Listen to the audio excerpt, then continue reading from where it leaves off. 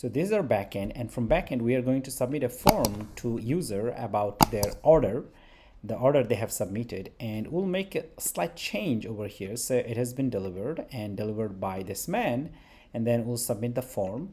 And now over here we'll see that we have a notification pop up. We're going to click on this and we'll see that it takes us to a new page or new route and new screen UI.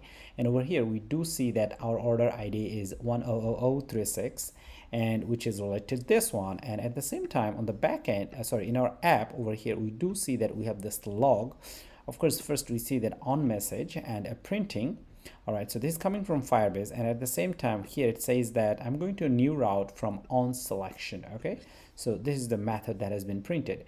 Okay, so now over here we have seen it that this new route, we come over here when the app is foreground. Okay, so which means that when app was visible like this.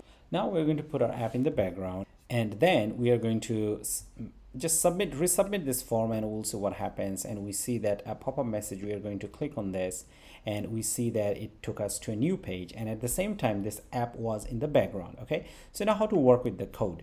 Well, actually this is pretty simple. To be able to follow up over here, you have to go back to the earlier tutorial, and over there I have explained, but I'll go through it quickly once again. So you have to have this Firebase initialization over here, and then definitely if you want to get go to a new route when your app was in the background, then you have to have this method which is called get initial. You have to call it. Okay, and after that over here we are we already have this on background message. Okay, now this is important if our app is in the background and if you want to show the notification. Okay, all right, as well as we have initialized from here.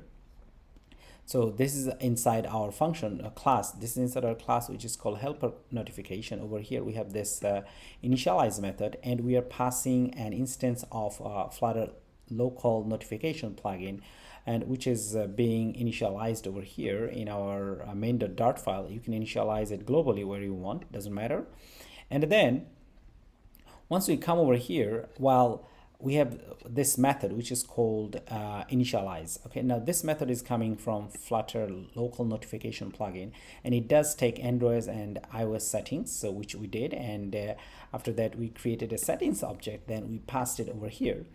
Okay, so now here there's this callback function which is called on select notification, which is very important. Okay, regardless, so if your app is on the foreground and if you want to be able to see the message and go to a new route, you have to implement this one. Okay, so we implemented, and at the same time over here, actually what we did, we checking the payload carries information from the backend, from backend service, or from Firebase console. Okay, so from there we get this payload, and in general it is string, and whatever information is that, it doesn't really matter. You know your information. Okay, now we check the payload. If the payload is not empty, okay, then we just go to a new route. So the idea is, if you want to go to a new route, in general, if your app is on foreground, then you have to use this one, on select notification. Okay, and which is a function from Flutter local notification plugins. This part has nothing to do with Firebase. Actually, this has to do with this notification plugin.